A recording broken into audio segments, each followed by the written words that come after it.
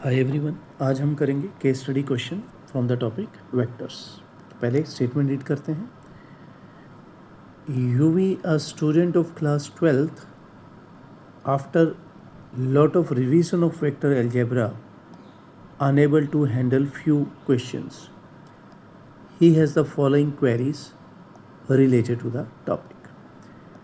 Can you provide a helping hand to UV to come out from this fear by solving with the easiest approach? तो चलिए हम करते हैं अभी UV की हेल्प। तो पहले ए पार्ट करते हैं। A part, if A cap plus B cap are unit vectors then prove that modulus of magnitude of A cap plus B cap is equal to 2 cos theta by 2 where theta is the angle between them. तो क्या हमें दिया गया है, यह है कि A cap क्या है, यूनिट वेक्टर है। बी कैप, इसका भी मैग्नीट्यूड क्या है, 1 है। अब हमें ये प्रूव करना है ए कैप प्लस बी कैप, इसको प्रूव करना है हमने, ठीक है, आपने ध्यान रखना है। तो अगर मैं सोचूं कि मैं इसकी लेफ्ट हैंड साइड से स्टार्ट करूं, तो अब यहाँ पे मेरे पास कोई भी ऐसा स्टेप नहीं है कि मैं मूव कर सकूं। तो इसलिए मैं यहाँ पे एक प्रॉपर्टी लिखूंगा। पहले आप यहाँ पे देखना, A vectors magnitude square is A vector dot A vector. तो this is very very important property of vector algebra, बहुत सारे क्वेश्चंस में ये काम आती है। तो अगर मैं ये प्रॉपर्टी लगाना चाहता हूँ तो मेरे पास स्क्वायर चाहिए, तो मैं एक बार स्क्वायर से शुरू करूँगा, फिर उसके बाद लास्ट में इसको हटा दूँगा क्योंकि मेरे को स्क्वायर नहीं चाहिए, ठीक है। स्क्वायर क्यों लगा रहा हूँ, just to apply this property. तो इस प्रॉपर्टी के अकॉर्डिंग क्या है, ए कैप प्लस बी कैप की इसी के साथ मेरे को करवानी पड़ेगी डॉट प्रोडक्ट, ठीक है, इज इक्वल टू, अब डॉट प्रोडक्ट को मैं ओपन करता हूँ,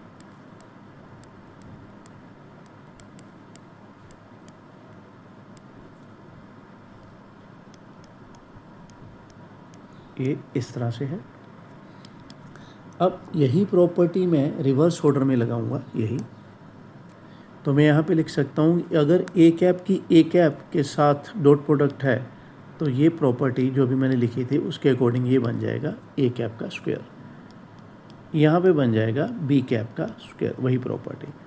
और डॉट प्रोडक्ट कॉम्यूटेटिव होती है, तो मैं यहाँ पे इन दोनों को ऐड करके ये लिख सकता हूँ, because a cap dot b cap is b cap dot a cap. तो यहाँ पे दोनों ऐड होके ये बन गई।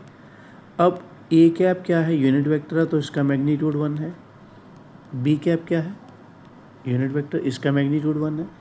और यहाँ पे मैं क्या करूँगा, मैं डॉट प्रोडक्ट का फॉर्मूला लगाऊंगा। फर्स्ट वेक्टर का मैग्नीट्यूड, सेकेंड वेक्टर का magnitude, cosine of the angle between these two vectors, 1 plus 2, क्योंकि ए यूनिट वेक्टर है, बी यूनिट वेक्टर है, यहाँ पे ऐसे आएगा। और ये लेफ्ट हैंड साइड मेरी ऐसे ही चल रही है, ठीक है। ए cap plus B cap whole square, यहाँ पे 2 प्लस 2 cos थीटा बन गया मेरा। अब यहाँ पे मैं 2 कॉमन निकाल लेता हूँ, ये है। अब मैं कोस का फॉर्मूला लगाऊंगा जो इस 1 को कैंसिल करवाएगा। तो वो फॉर्मूला कौन सा है, 2 cos square theta by 2 minus 1, ये 1 से बन गया।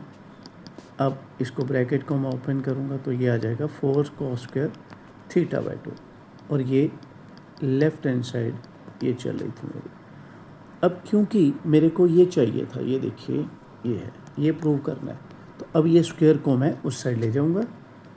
ए कैप प्लस बी कैप का मैग्नीट्यूड, तो ये स्क्वायर उस साइड जाके स्क्वायर रूट बना देगा, तो ये आ जाएगा 2 cos थीटा बाई 2। तो क्या भाई यही चाहिए था हमें, यस। ये देखिए ये हमारा प्रूव हो चुका है, ठीक है, फर्स्ट टास्क हमारी कंप्लीट हो गई है। अब करते हैं second part. If A vector plus B vector plus C vector is equal to 0 vector, magnitude of A is given, magnitude of B is given, magnitude of C is given, then find the angle between A vector and B vector. चलिए इस part को यहाँ पे करते हैं, थोड़ा सामने रखते हैं स्टेटमेंट को भी।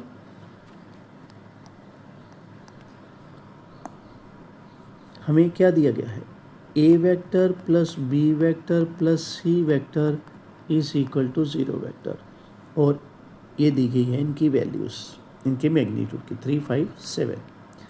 अब मैं क्या करूँगा, देखो पहले टास्क को समझो आप।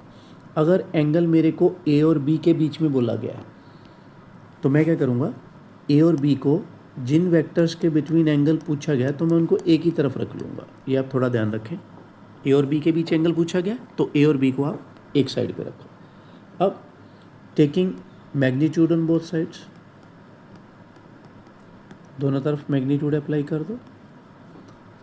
अब जैसे मैंने पिछले में प्रॉपर्टी आपको बताई थी कि भी वो प्रॉपर्टी काफ़ी यूज़फुल है, उसके लिए हमें क्या चाहिए, मैग्नीट्यूड का स्क्वायर, तो इसीलिए मैं दोनों तरफ स्क्वेयरिंग कर रहा हूँ। अब मैं वही प्रॉपर्टी लगाऊंगा जो मैंने फर्स्ट पार्ट में लगाई थी, A plus B dot A plus B, यहाँ पे भी वैसे माइनस सी वेक्टर डॉट, यहाँ पे थोड़ा क्लीन करके लिखते हैं क्योंकि डॉट प्रोडक्ट जो है that is very important for us, तो यहाँ पे ऐसे लिखो, ठीक है। अब यहाँ पे डिस्ट्रीब्यूटिव प्रॉपर्टी लगाते हैं, A dot B, B dot A, B dot B. अब माइनस माइनस ये तो स्केलर्स हैं, ये तो पॉजिटिव हो जाएंगे, और यहाँ पे क्या बचेगा, सी मैग्नीट्यूड का स्क्वायर। अब यहीं रिवर्स में लगाऊंगा वही प्रॉपर्टी जो मैंने ऊपर लगाई थी। यहाँ पे सी ने भी, सी ये कहाँ से लिखा गया, यहाँ पे लिखो बी, ठीक है। बी डॉट बी क्या होता है, बी के मैग्नीट्यूड का स्क्वायर, जो फर्स्ट प्रॉपर्टी हमने लगाई थी फर्स्ट पार्ट में। और ए डॉट बी और बी डॉट ए तो सेम ही होते हैं, कॉम्यूटेटिव होते हैं डॉट प्रोडक्ट, तो यहाँ पे आप इसको ट्वाइस लिख सकते हो। अब यहाँ पर ए का मैग्नीट्यूड हमें क्या दिया था, 3, तो उसका स्क्वायर कर दूंगा। बी का मैग्नीट्यूड क्या दिया था, 5, तो 5 का स्क्वायर। सी का मैग्नीट्यूड क्या था, 7, तो यहाँ पे लगाओ 7 स्क्वायर, और यहाँ पे फॉर्मूला लगा दो dot product of A and B. A का मैग्नीट्यूड, बी का magnitude, cosine of the angle between A and B. 3 का स्क्वायर 9, यहाँ पे ए का मैग्नीट्यूड क्या है 3, बी का मैग्नीट्यूड है 5, और साथ में क्या है कॉस थीटा। 5 का स्क्वायर करो, 7 का स्क्वायर करो, क्या आ गया भाई यहाँ पे 30 कॉस थीटा, और ये 25 और 9 34, ये मैं उस साइड ले जाता हूँ। चलिए 49 पहले ही उधर है, और ये 34 आप उधर ले जाओ। 3 कॉस थीटा, नहीं 30 कॉस थीटा नॉट 3, चलिए इसको सही करिए, 30 कॉस थीटा, यहाँ पे भी 30 कॉस थीटा, यहाँ पे क्या आएगा 15,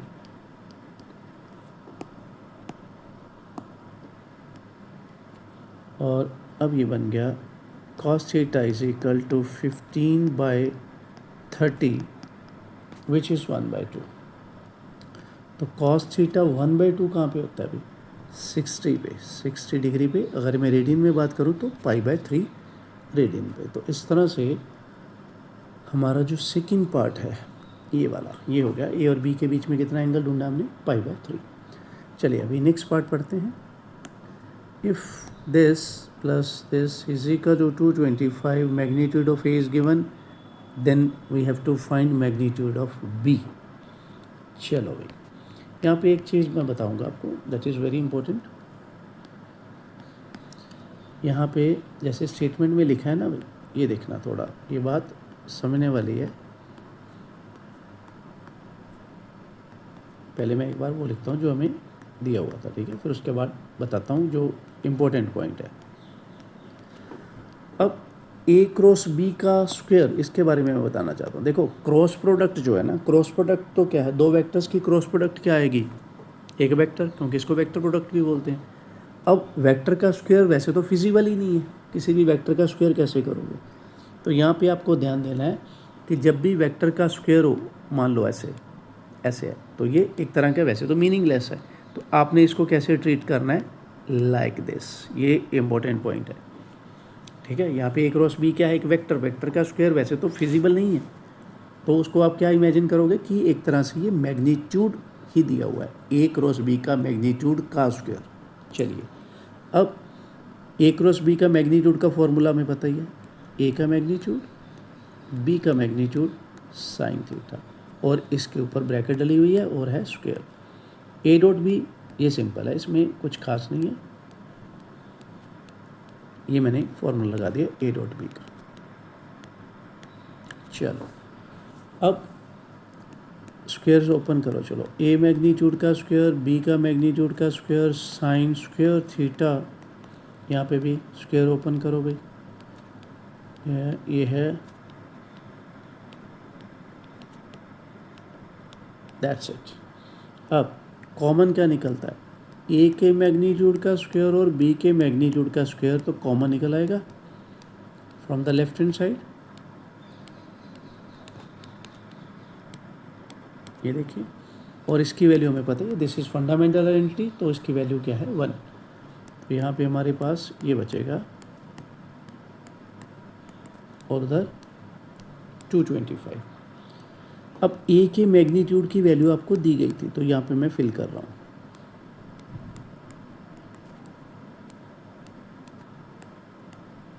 अब 225 अपॉन 25 विच इज़ 9।